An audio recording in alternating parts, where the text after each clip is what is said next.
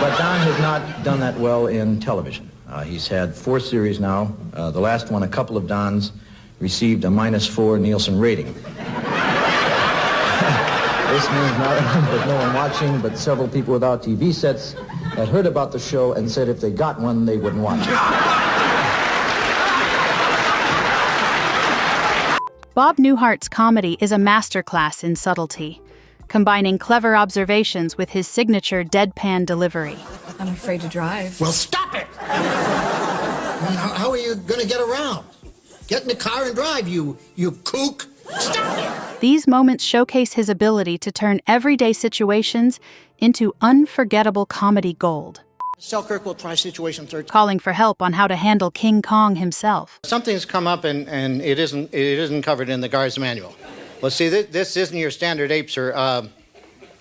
Yeah, he's between 18 and 19 stories high, depending on whether we have a 13th floor or not. So I went to the broom closet and I started banging him on the toes with it, you know. But did I try hitting him in the face with it? Well, I was going to take the elevator up to his head, sir, but see, my jurisdiction only extends to his navel.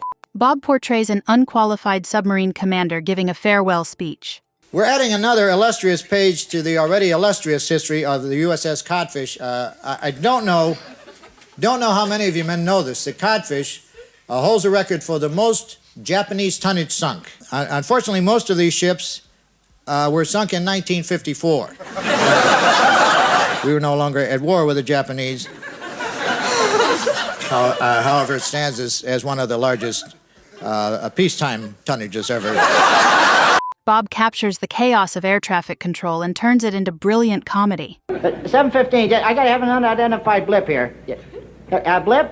Yeah, listen, could you identify yourself? A Piper Cub. Where are you exactly, Piper? The Texaco station at Hollywood and Western. All right, straight out the door and look to your right. You see the big hamburger sign? Yeah, take off over that.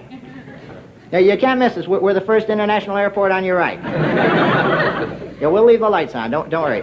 Bob and Johnny share laughs over Bob's take on the confusion of Southern accents. I was in the Army with a guy named Gus Broussard. Every day he'd wake up. He spoke to me for 2 years in the Army. To this day, I haven't the slightest idea what he said. Well, he would say, drill, don't, middle, rest, and you say, damn right, Gus, boy, that's so true. It sounds like a tape going backwards. If he had been Paul Revere, we would still be under British rule. He would have written through Boston like, Bob imagines English royalty getting a ridiculous call from the inventor of tobacco. What is tobacco, Walt? That's a sort of leaf, and you bought 80 tons of it.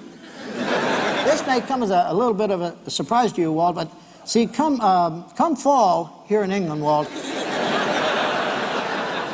Yeah, we're kind of up to our. It isn't that kind of leaf. It has a lot of different uses. Are you saying snuff? You take a pinch of tobacco, and you shove it up your nose, Walt. Bob hilariously flips therapy on its head with absurdly straightforward advice. I'm bulimic. I stick my fingers down my throat. Stop it! What are you, a nut of some kind? Don't do that. Well, I have self-destructive relationships with men. Stop it! I wash my hands a lot. That's all right. It is? I wash my hands all the time. And there's a lot of germs out there. Yeah, don't worry about that one. I'm afraid to drive. Well, stop it! Bob highlights the comedic differences between Germans and Americans. Someone once said that more funny things are said at a cocktail party in Paris than in the entire year in Germany. But they're very literal, you know, and they don't understand Americans because we're non-literal. We're right. Like a German would say, why would you call this man curly? He has no hair at all. And tiny is at least 350 pounds. In his deadpan style, Bob hilariously tackles a tense postal worker evaluation. I notice under a Social Security number you've written, what's it to you?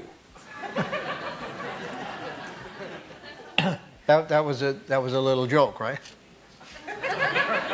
It wasn't. Let's move on. Under the question, what's your least favorite part of the job, you wrote sorting mail, which seems like a kind of odd response considering that you are a mail sorter. Bob turns the awkwardness of returning a toupee into an incredible comedic moment. We went to this party, and I bent down to put some cheese dip on this cracker, and the toupee fell into the cheese dip.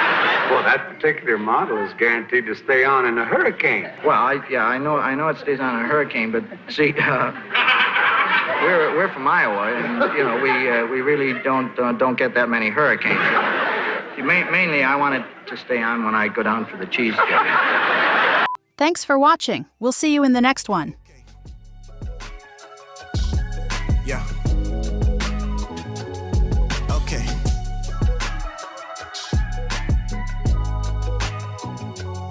Okay. Right here. Let's go. Oh no, oh no, oh no, oh no, oh no, it's cool.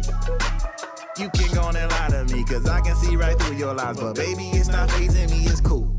Facts. I see them texts you're sending me. You know you got them tendencies, and I can be your therapy, it's cool.